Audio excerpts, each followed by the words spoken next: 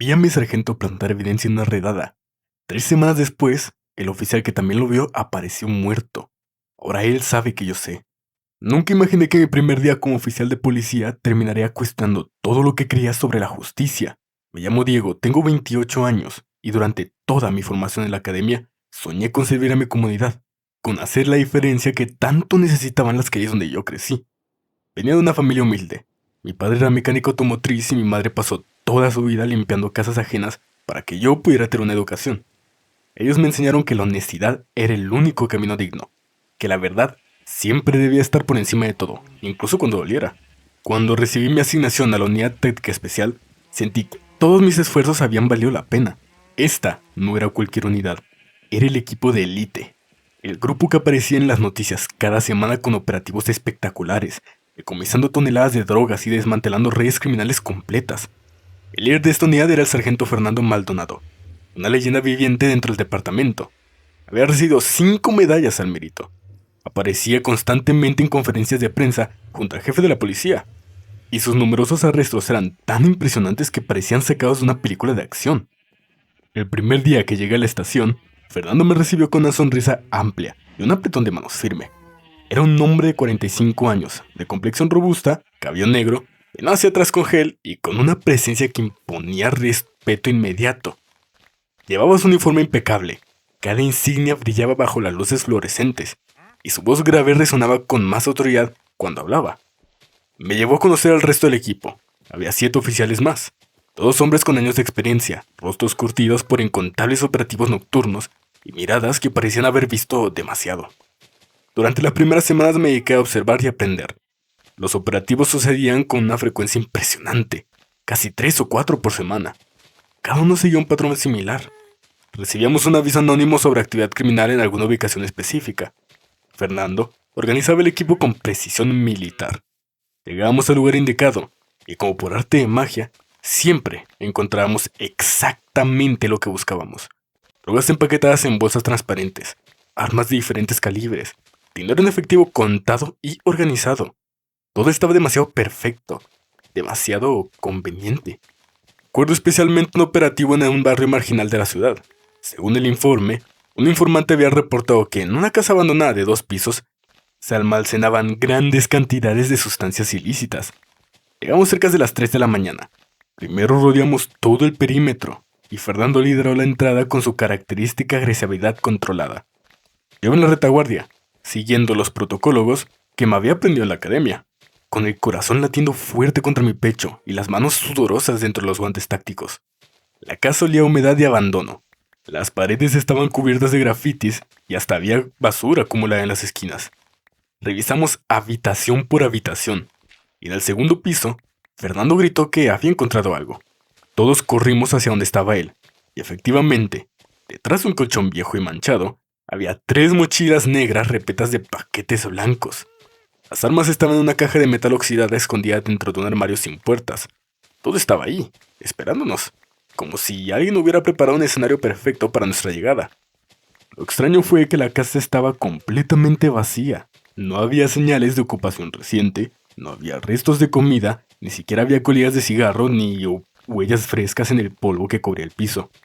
Cuando mencioné esto durante el reporte posterior, Fernando me miró con una mezcla de condescendencia y molestia, explicándome que los criminales cada vez eran más sofisticados, que usaban lugares como este precisamente porque parecían abandonados. Su explicación tenía sentido en la superficie, pero algo en mi interior no dejaba de incomodarme. Los días se convirtieron en semanas. Cada vez más empezaron a notar patrones que no pude ignorar. Todas las drogas que encontrábamos estaban empaquetadas en el mismo tipo de bolsas transparentes con un cierre hermético, con una marca específica en la esquina inferior derecha. Las armas siempre eran de los mismos modelos, pistolas semiautomáticas de 2 fabricantes particulares y rifles de asalto de una serie específica. El dinero, cuando lo había, siempre estaba en billetes usados pero organizados en fajos perfectos atados con ligas elásticas rojas. Cada escena de crimen parecía una copia exacta de la anterior, con ligeras variaciones. Empecé a hacer preguntas sutiles a los otros miembros del equipo. ¿No les parecía extraño que siempre encontráramos exactamente lo que buscábamos? ¿No era sospechoso que nunca hubiera sospechosos en el lugar cuando llegábamos? La mayoría me respondía con evasivas o con esa sonrisa cómplice que se comparte entre colegas que conocen secretos no dichos. Solo uno de ellos, un oficial llamado Javier, que llevaba 2 años en la unidad, se atrevió a decirme algo más directo. Me llevó aparte después de un operativo y me susurró que dejara de hacer preguntas, que simplemente hiciera mi trabajo y disfrutara los beneficios de estar en el mejor equipo del departamento. Había algo en sus ojos, una mezcla de miedo y resignación, que honestamente me perturbó muy profundamente. Esa noche no pude dormir. Me quedé despierto en mi pequeño apartamento de un solo cuarto, mirando el techo agrietado, repasando cada operativo en mi mente.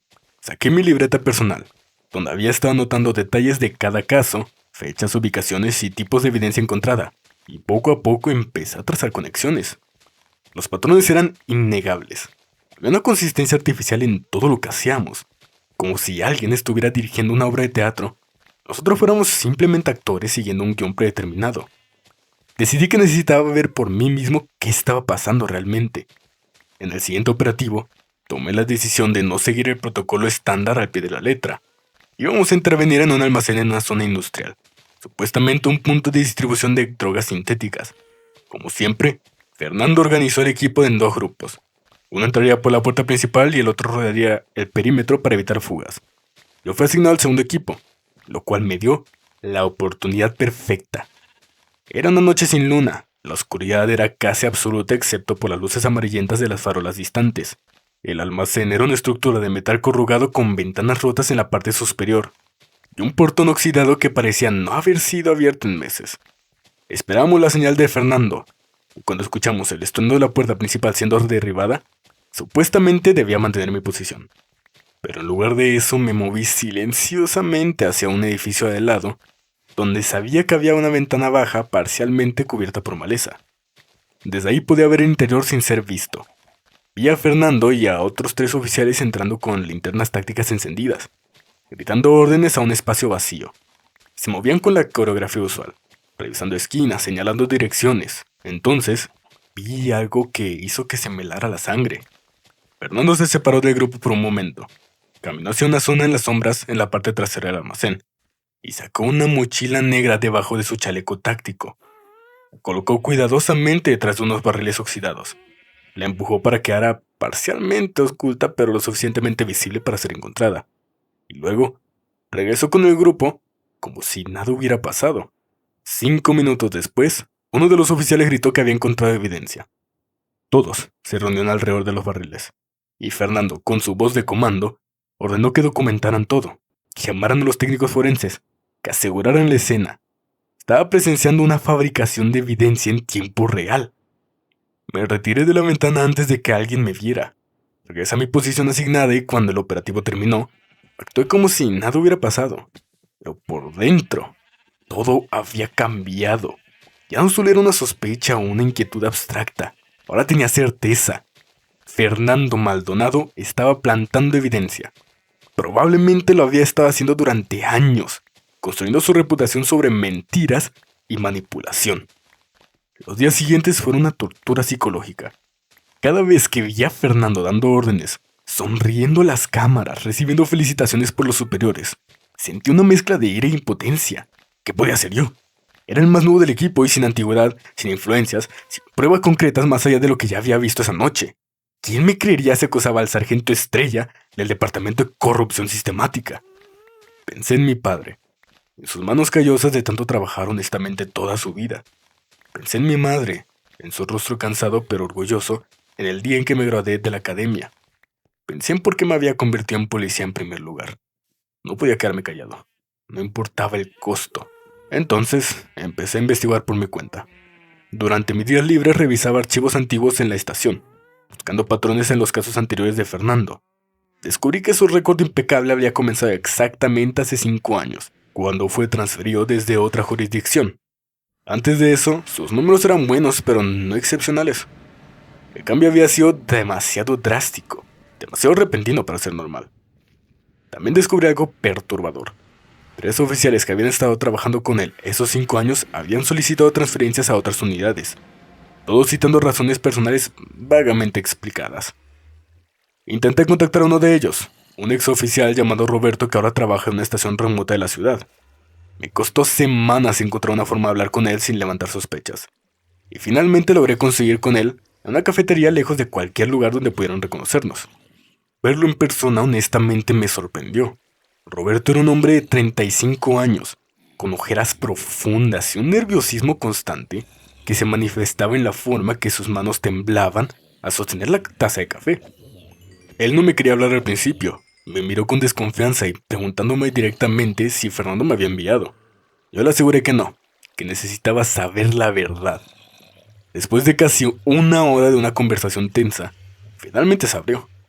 Me contó que había visto exactamente lo mismo que yo, que había cuestionado los operativos, que había empezado a notar las inconsistencias. Cuando llevó sus preocupaciones a los superiores, le dijeron que se concentrara en hacer su trabajo. Cuando persistió, comenzaron a aparecer problemas en sus reportes, errores que él no había cometido, quejas anónimas de su desempeño. Eventualmente la presión se volvió insoportable. Pidió la transferencia. Me dijo algo que me heló la sangre. Había otro oficial, llamado Luis, que había sido más insistente con sus denuncias.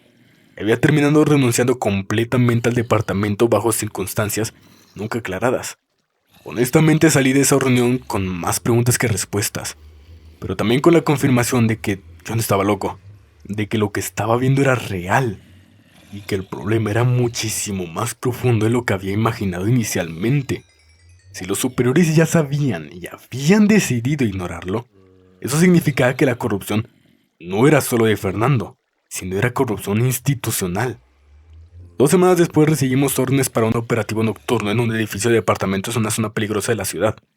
Según el informe, había actividad de distribución de drogas en el tercer piso. Algo en la forma en que Fernando organizó este operativo se sentía diferente. Había una tensión en el aire que no había estado presente antes, y noté que Javier, el oficial que me había advertido que dejara de hacer preguntas, me miraba con una expresión que no podía descifrar, algo entre preocupación y advertencia. Llegamos al edificio cerca de la medianoche. Era una estructura deteriorada de 5 pisos, con escaleras exteriores de metal oxidado y pasillos oscuros que olían a moho y a orines. Las luces del pasillo no funcionaban, y nuestras linternas creaban sombras inquietantes en las paredes descaradas. Fernando dividió al equipo de manera inusual. Envió a 4 oficiales, incluyendo a Javier, a revisar los pisos inferiores, mientras que él, yo y otros 2 oficiales subiríamos directamente al tercer piso. Subimos las escaleras en silencio. Cada paso metálico resonaba en la noche. El tercer piso estaba completamente oscuro, y cuando llegamos al departamento indicado, la puerta estaba entreabierta. Fernando nos hizo señas de que entráramos. Lo seguimos con las armas desenfundadas y los sentidos en alerta máxima. El apartamento estaba vacío, completamente deshabitado, sin muebles, sin señales de vida, no había nada. Las ventanas rotas dejaban entrar el viento frío de la noche, y podía escuchar el sonido distante del tráfico en las calles principales. Fue entonces cuando vi a Fernando hacer exactamente lo mismo que había visto en el almacén. Se movió hacia un rincón oscuro, sacó algo de su equipo y lo estaba colocando detrás de un radiador viejo cuando decidí que no podía seguir fingiendo. Di un paso adelante. Mi voz temblaba pero era firme cuando le pregunté qué estaba haciendo. Fernando se congeló por un segundo. Luego se volvió hacia mí con una expresión que nunca había visto en su rostro. Una mezcla de sorpresa, cálculo y algo que parecía casi tristeza. Me dijo que calmara, que bajara el arma, que esto era más complicado de lo que yo entendía.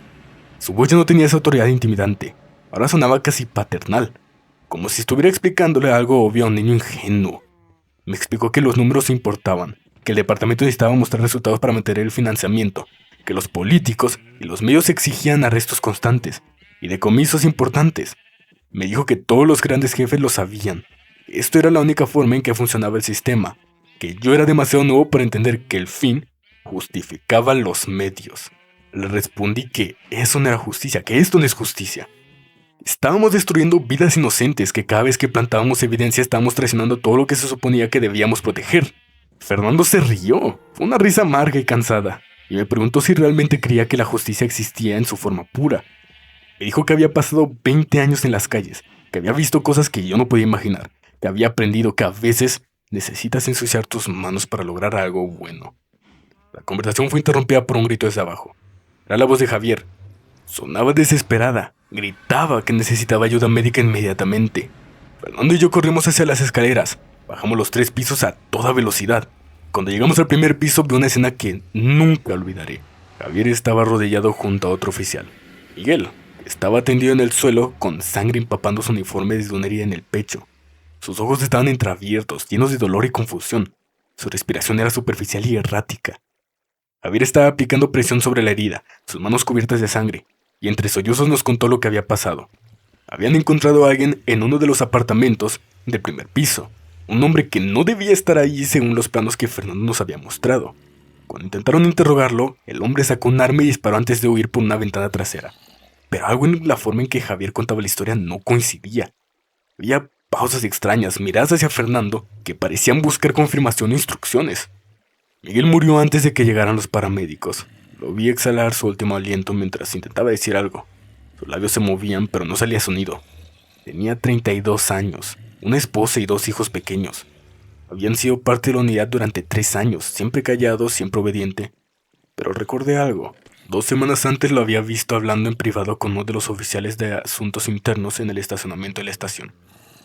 Los días siguientes, mientras el departamento organizaba un funeral con honores completos, y los medios cubrían la historia del oficial caído en cumplimiento del deber, yo no podía dejar de pensar en las posibilidades de que su muerte no hubiera sido un accidente.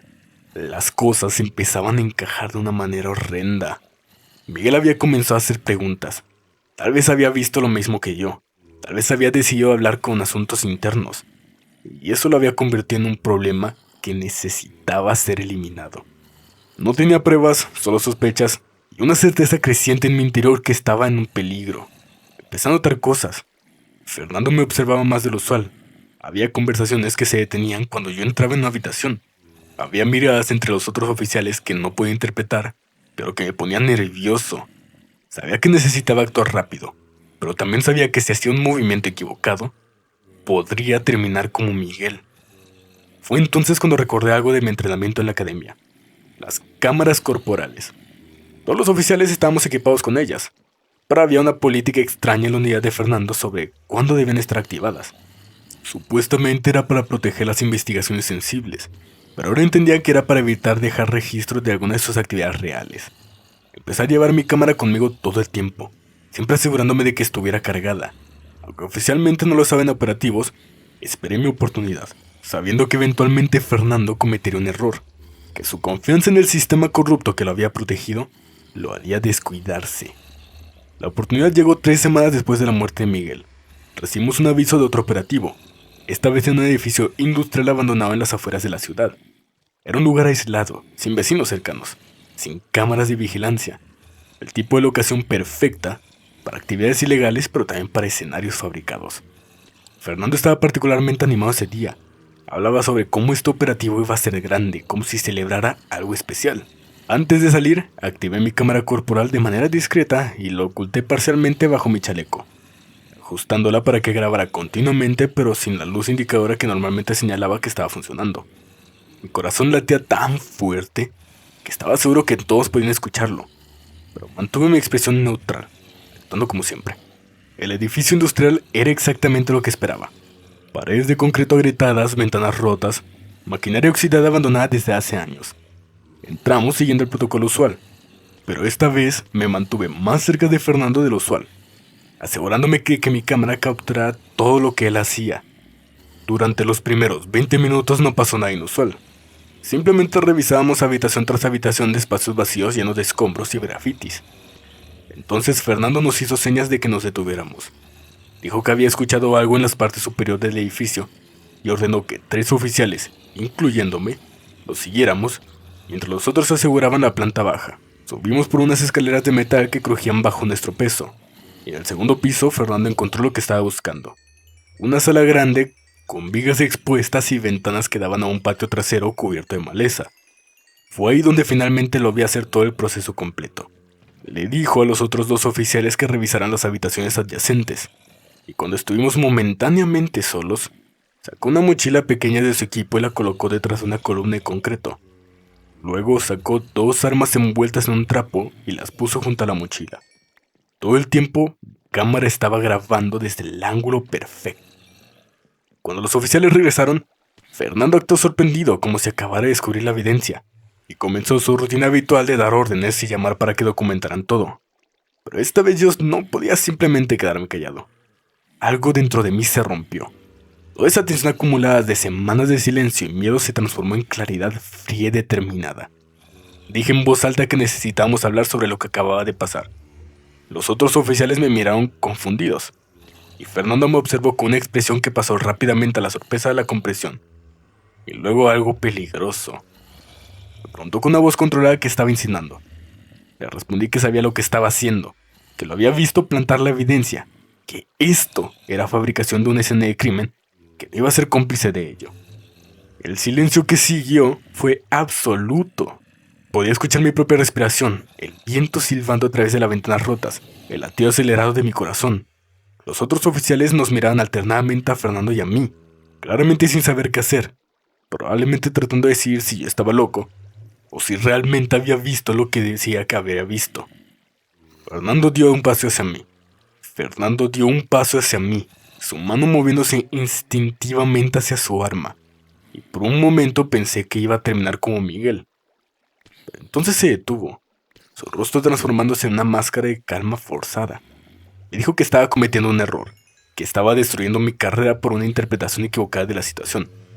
Me explicó nuevamente, esta vez con más detalle, cómo funcionaba realmente el sistema. Me contó sobre las cuotas de arrestos que los altos mandos imponían, sobre los políticos que amenazaban con recortes presupuestarios si los números bajaban, sobre cómo él personalmente había rescatado a esta unidad del desmantelamiento hace 5 años al convertirla en la más productiva del departamento.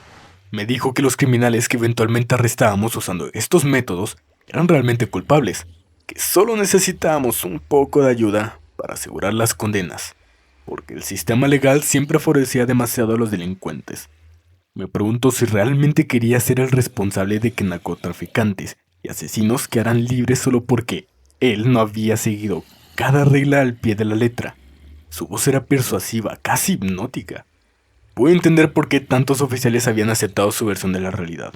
Pero entonces pensé en Miguel, en su esposa llorando en el funeral, en sus hijos preguntando por qué papá no volverá a casa. Pensé en todas las personas inocentes que probablemente habían sido arrestadas o intimidadas basándose en evidencia falsa. Pensé en lo que mis padres me habían enseñado sobre la diferencia entre lo correcto y lo conveniente. Le dije que no iba a ser parte de esto, que iba a reportar todo lo que había visto. Fernando dejó de fingir que estaba siendo razonable.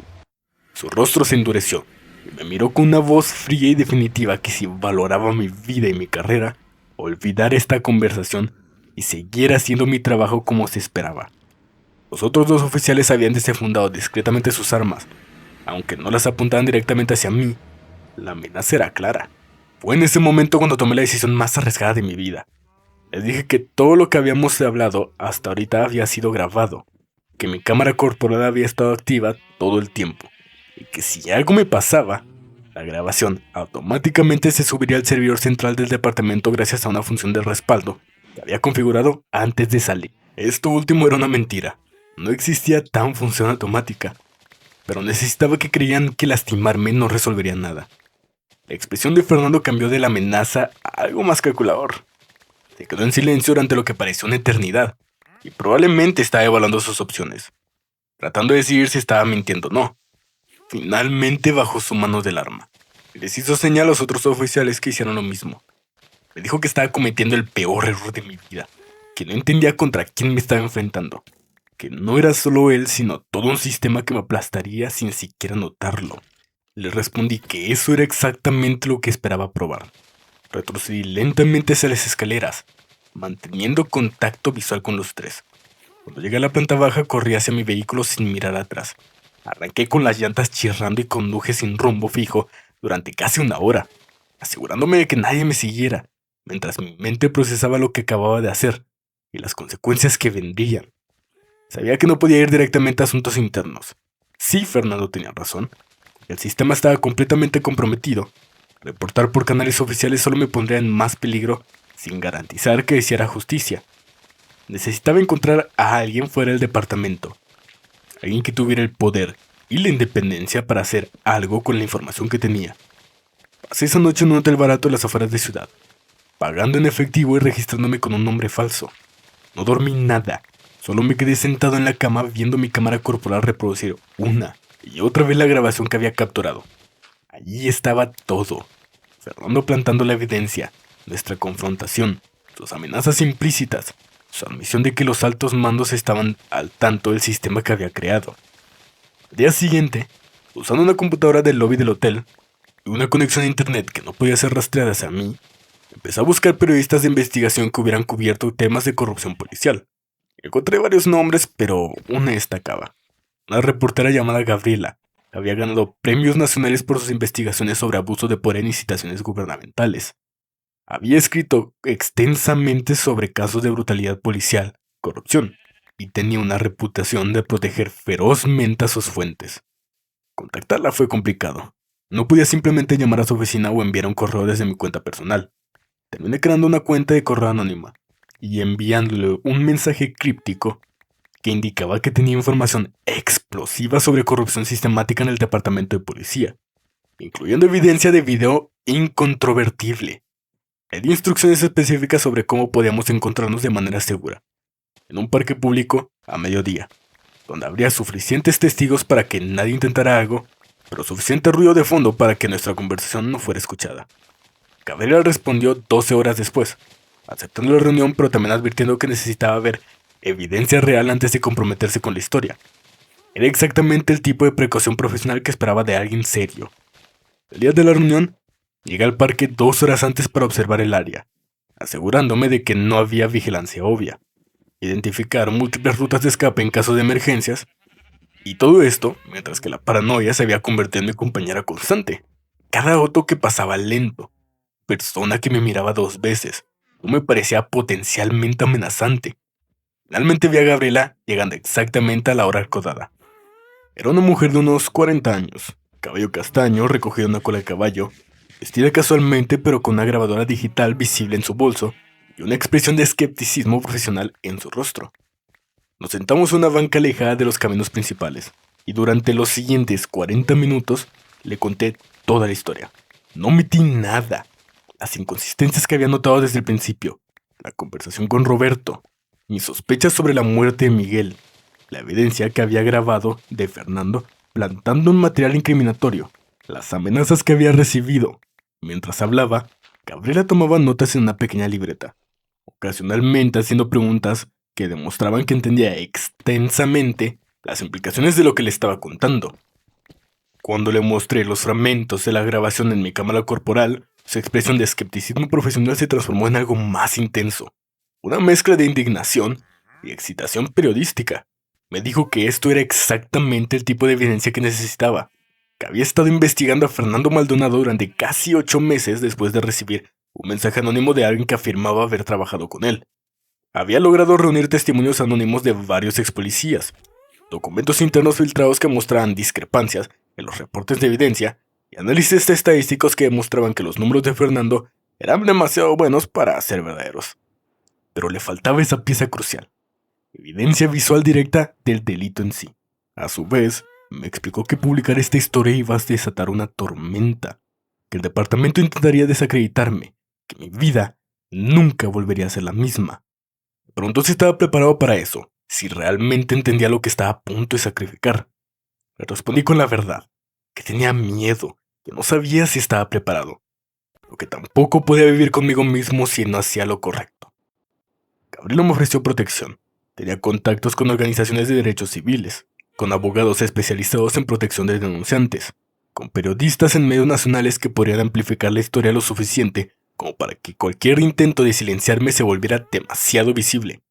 Me dijo que necesitaba desaparecer durante unos días mientras ella verificaba toda mi información y preparaba el artículo para su publicación. Me dio la dirección de un lugar seguro, un apartamento en otra ciudad que su periódico usaba ocasionalmente para proteger a fuentes en situaciones de riesgo. Los siguientes 5 días fueron los más largos de mi vida. Viví en ese apartamento pequeño y anónimo, sin televisión, sin conexión a internet personal, solo con teléfonos desechables que Gabriela me había proporcionado para comunicarnos. Cada vez que escuchaba sirenas en la calle, mi cuerpo se tensaba pensando en que venían a por mí. Apenas dormía. Cuando lo hacía, Tenía pesadillas donde veía el rostro de Miguel mirándome con acusación, preguntándome por qué no había actuado antes, por qué no lo había protegido. Durante esos días, Gabriela trabajaba incansablemente. Me llamaba 2 o 3 veces al día con actualizaciones. Había verificado mi historia con fuentes independientes. Había contactado a Roberto, que finalmente accedió a dar testimonio con su nombre real. Había encontrado a otros 2 oficiales que habían dejado la unidad de Fernando, dispuestos a hablar sobre lo que habían presenciado. También había descubierto algo más. Los números financieros del departamento mostraban que cada operativo exitoso de Fernando resultaba en bonos significativos para toda la unidad y aumentos en el presupuesto del departamento, creando un incentivo económico directo para fabricar estos casos exitosos. El sexto día, Gabriela me llamó con noticias que me dejaron helado. El departamento había emitido una orden de arresto contra mí, acusándome de robo de equipo oficial, específicamente la cámara corporal que había tomado, y de obstrucción de la justicia. Fernando había presentado una denuncia formal alegando que yo había actuado erráticamente en el último operativo, que había robado evidencia de la escena del crimen, que había estado amenazando a oficiales superiores. Estaban construyendo una narrativa para desacreditarme antes de que mi historia pudiera salir a la luz. Gabriela me aseguró que esto era exactamente lo que esperaba que hicieran, y que de hecho ayudaba a su historia. Cuanto más agresivamente intentaran silenciarme, más obvio sería que tenían algo que ocultar. Dijo que el artículo estaba listo para publicarse, que solo necesitaba mi autorización final, porque una vez que saliera, no habría vuelta atrás. Esa noche, sentado en ese apartamento desconocido, con mi vida anterior completamente destrozada y el futuro completamente incierto, pensé en todo lo que me había llevado a este momento.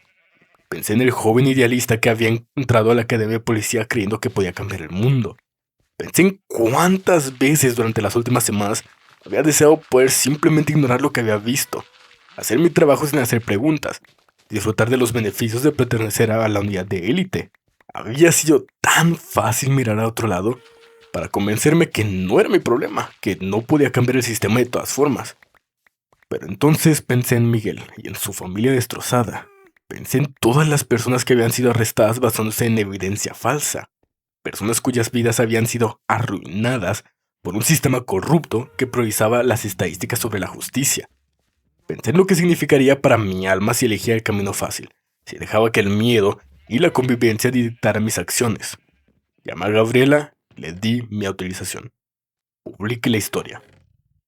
El artículo apareció en la portada del periódico la mañana siguiente. El titular era devastador. Unidad de élite policial. Años de evidencia fabricada y encubrimiento institucional. El artículo incluía mi testimonio completo con mi nombre real, fragmentos de la grabación de video que habían sido transcriptos con precisión, testimonios de Roberto y de otros 2 exoficiales, análisis de expertos forenses sobre las inconsistencias en la evidencia recolectada por la unidad de Fernando, y más importante, documentos internos que mostraban que los superiores habían recibido múltiples quejas sobre las prácticas de Fernando durante años, y ellos no habían hecho nada. La reacción fue instantánea y explosiva. Los medios nacionales recogieron la historia en cuestión de horas. Las redes sociales se llenaron de indignación. Grupos de derechos civiles demandaron investigaciones federales. Abogados defensores comenzaron a revisar cientos de casos en los que la unidad de Fernando había proporcionado evidencia crucial. El Departamento de Policía emitió un comunicado genérico hablando sobre su compromiso con la integridad, prometiendo una investigación exhaustiva. Pero el daño a su credibilidad ya estaba hecho. Fernando intentó defenderse dando una conferencia de prensa improvisada donde me acusó de ser un oficial problemático con un historial de inestabilidad mental. Una mentira que fue rápidamente desmantelada cuando Gabriela publicó mis evaluaciones de la academia que mostraban calificaciones excelentes en todos los aspectos, incluyendo mi salud psicológica. Los otros miembros de su unidad, viendo que el barco se hundía, comenzaron a hablar. Javier fue el primero en romper el silencio, dando una entrevista emocional donde admitió que había sabido sobre las prácticas de Fernando desde el principio. Había tenido demasiado miedo para hablar. También reveló algo que confirmó mis peores sospechas.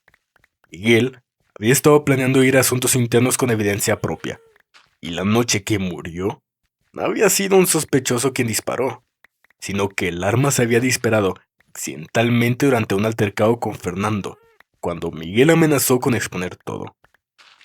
Esta revelación transformó la historia de corrupción en un posible caso de homicidio. Las autoridades federales se involucraron oficialmente. El fiscal del distrito anunció que estaba abriendo una investigación criminal, y Fernando fue arrestado junto a otros 3 oficiales de su unidad. La orden de arresto contra mí fue retirada discretamente, y el departamento, a través de sus abogados, me ofreció un acuerdo: reinstalación con todos los beneficiarios, un ascenso, y una generosa compensación económica a cambio de mi silencio sobre ciertos detalles de la investigación interna. Rechacé la oferta. No quería volver a un departamento que había permitido que esta corrupción floreciera durante años. No quería trabajar por una institución que solo actuaba cuando la presión pública los obligaba, no por un verdadero compromiso con la justicia.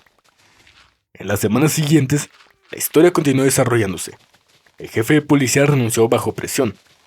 2 subjefes fueron puestos en licencia administrativa mientras se investigaba su conocimiento sobre las actividades de Fernando.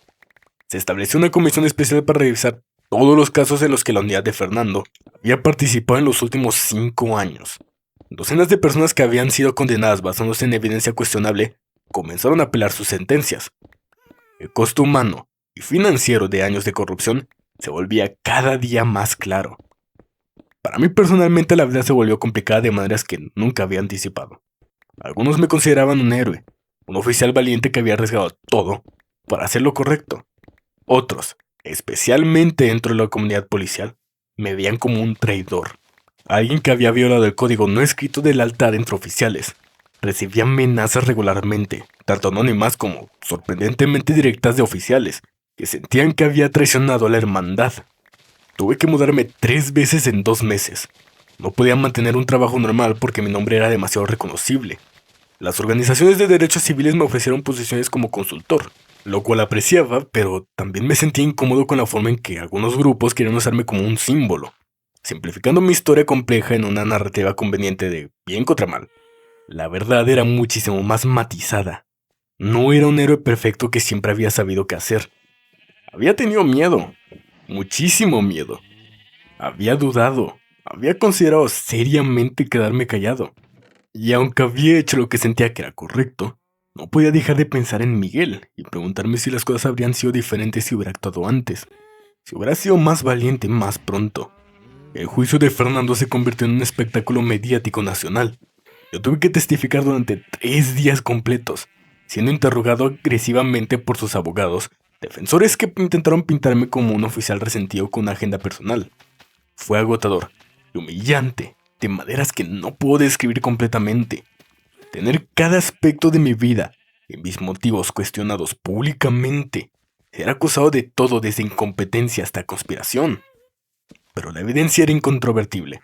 La grabación de mi cámara corporal se reprodujo en la sala del tribunal, mostrando claramente a Fernando plantando la evidencia, amenazándome incluso. Los testimonios de múltiples exoficiales corroboraron a un patrón de comportamiento que se extendía por años. Los expertos forenses demostraron las imposibles consistencias en la evidencia que su única unidad había recolectado. Y finalmente, bajo presión, uno de los oficiales que había sido arrestado con Fernando aceptó un acuerdo con la fiscalía y testificó que Fernando había ordenado que Miguel fuera neutralizado después de descubrir que estaba recopilando evidencia contra la unidad. Fernando Maldonado fue declarado culpable de múltiples cargos: fabricación de evidencia, obstrucción de justicia, conspiración para cometer asesinato. Fue sentenciado a 35 años en prisión. 3 de los oficiales de su unidad recibieron sentencias menores a cambio de su testimonio. 5 altos mandos del departamento fueron forzados a renunciar. La investigación federal reveló que el problema de evidencia fabricada se extendía más allá de la unidad de Fernando, conduciendo a una reforma completa de los protocolos del departamento sobre manejo de evidencia, supervisión de operativos y protección de denunciantes. Pero las victorias legales no borraron el costo personal. La esposa de Miguel presentó una demanda civil masiva contra el departamento, que eventualmente se resolvió por una suma millonaria, pero ninguna cantidad de dinero podía devolverla a su esposo o darles a sus hijos su padre de vuelta. Roberto, el ex policía que había sido uno de los primeros en hablar conmigo, perdió su trabajo después de que su departamento encontrara razones técnicas para despedirlo. Un recordatorio del castigo por hablar contra el sistema se extendía más allá del caso inmediato. Yo pasé meses en un programa de protección de testigos, viviendo bajo un nombre diferente, tratando de reconstruir algún tipo de vida normal. La paranoia nunca desapareció completamente. Cada auto que me seguía demasiado cerca, cada mirada prolongada de un extraño, cada llamada de un número desconocido que me ponía en alerta máxima. Con el tiempo, encontró un trabajo con una organización sin fines de lucro que trabajaba en reforma policial. Usaba mi experiencia para entrenar a otros oficiales sobre la importancia de la integridad, para desarrollar protocolos que hicieran más difícil que la corrupción floreciera sin ser detectada. No era el trabajo que había imaginado cuando entré a la academia, pero sentía que estaba haciendo una diferencia de una manera diferente. Gabriel y yo nos mantuvimos en contacto. Ella ganó múltiples premios con su cobertura del caso, incluyendo un reconocimiento nacional de periodismo de investigación. A veces nos encontrábamos para café y ella compartía historias sobre cómo el caso había inspirado a otros periodistas a investigar más agresivamente la corrupción policial en sus propias ciudades. Había creado un efecto dominó que se extendía mucho más allá de nuestro departamento específico. Mis padres durante todo ese tiempo fueron mi ancla emocional. Mi padre, con su sabiduría simple de un mecánico automotriz, me dijo algo que nunca olvidaré cuando visité su taller unos meses después del juicio. Me dijo que reparar un motor corrupto era imposible si no estabas dispuesto a desarmar todo y examinar cada pieza. A veces necesitabas destruir algo para poder reconstruirlo correctamente. Mi madre simplemente me abrazó y me dijo que estaba orgullosa de mí, que había elegido el camino difícil pero correcto, y que eso era todo lo que importaba al final. 2 años después del día en que vi a Fernando plantar evidencia por primera vez, me invitaron a hablar en una conferencia nacional sobre una ética policial. Parado frente a una audiencia de cientos de oficiales, cadetes y administradores policiales, compartí mi historia sin filtros. Hablé sobre la tentación de quedarse callado, sobre el costo personal de hacer lo correcto, pero también hablé sobre la alternativa, sobre lo que significa vivir con culpa de complicidad, sobre cómo cada vez que miras hacia otro lado cuando presentas injusticias, pierdes un pedazo de tu humanidad. La reacción de la audiencia fue mixta. Algunos me aplaudieron con entusiasmo, otros me miraron con una hostilidad apenas contenida. Pero hubo un momento final que hizo que todo valiera la pena. Un joven cadete, no podía tener más de 22 años, se me acercó con lágrimas en los ojos.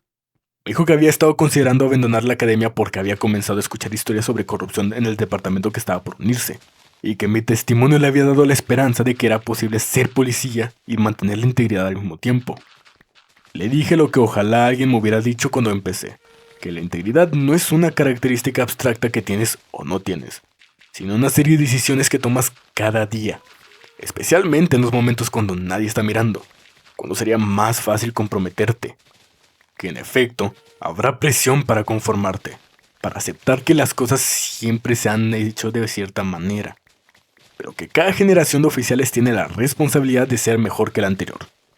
Hoy, 5 años después de aquella noche, en el edificio industrial cuando activé mi cámara y decidí que no podía seguir siendo cómplice, todavía lucho con las consecuencias de mi decisión. Hay días que me pregunto si valió la pena, si realmente cambié algo, si simplemente destruí mi propia vida para hacer una declaración simbólica.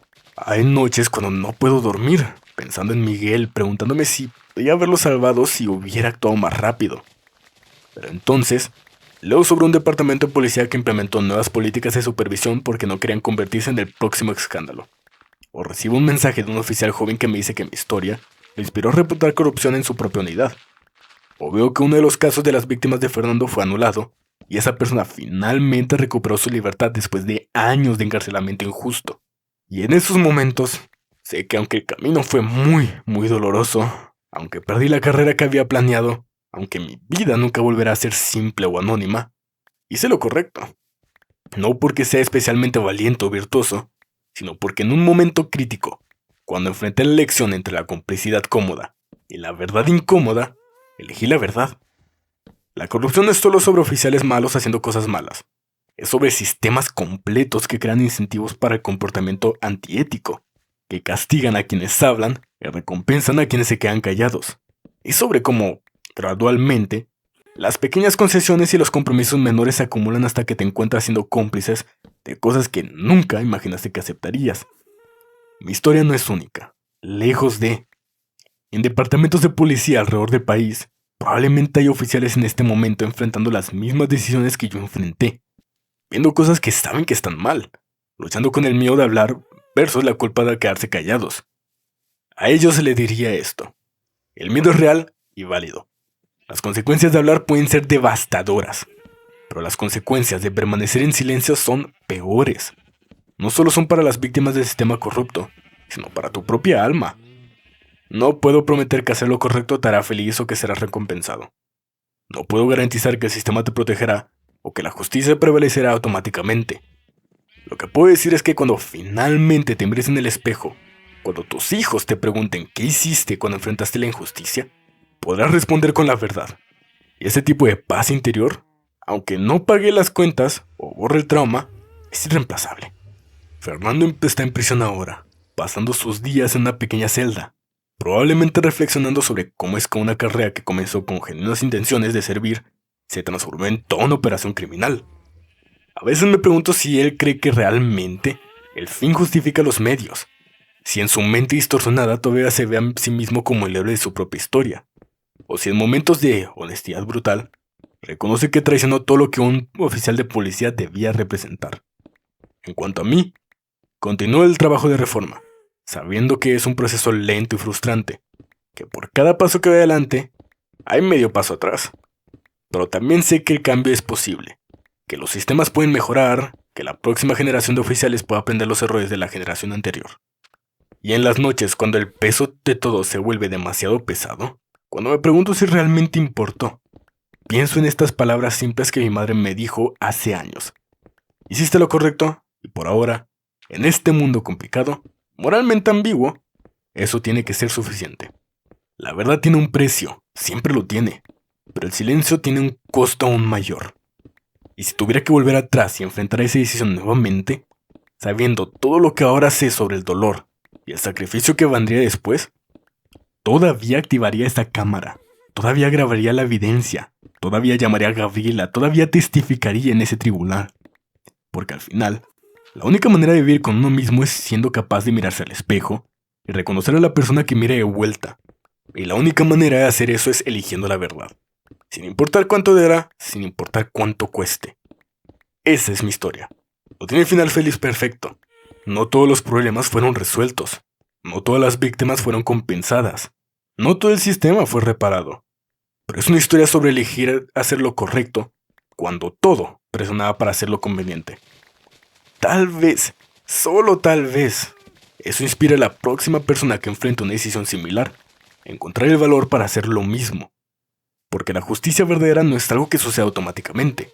Es algo que personas comunes deben elegir defender, cada día, en momentos grandes y pequeños. Es el resultado acumulativo de 1000 decisiones individuales de priorizar la verdad sobre la conveniencia, la integridad sobre la seguridad profesional. Mi nombre es Diego, y fui oficial de policía durante 6 meses. Y en esos 6 meses aprendí más sobre coraje, integridad y el verdadero significado de servir y proteger de lo que había aprendido en toda mi vida anterior. No de la manera que esperaba, no siguiendo el camino que debía haber planeado, sino eligiendo el camino correcto cuando apareció frente a mí, sin importar hacia dónde conducía. Esta es mi historia, este es el precio de la verdad. Pagaría ese precio nuevamente, 1000 veces más, porque algunas cosas son más importantes que la comodidad personal, que la seguridad laboral, que una vida tranquila y sin complicaciones. Cosas como la justicia, como la verdad, como poder mirarte al espejo y reconocer a la persona que ves. Eso es todo lo que cualquiera de nosotros puede esperar al final. Haber vivido con integridad, haber elegido lo correcto cuando importaba, haber sido lo suficientemente valiente como para defender lo que sabíamos que era verdad, incluso cuando el mundo entero presionaba para que nos quedáramos callados. Y si eso no es suficiente, entonces nunca nada lo será. Bueno, esa fue la historia del día de hoy. Si les gustó, déjenme saberlo en los comentarios y no se les olvide dejar un like y suscribirse. No solo me ayudan a saber el tipo de contenido que les gusta, pero también no se imaginan cómo me motivan a continuar y esforzarme más a sacar este canal adelante. Esta historia específicamente me la pidió alguien que comentó en los comentarios de un video anterior. Yo con gusto se las traigo y espero que la disfruten tanto como esa persona quería que la subiera. ¡Hala! Eso es todo por hoy. Les deseo un bonito día o una bonita noche donde sea que estén. Y hasta la próxima historia. Bye bye.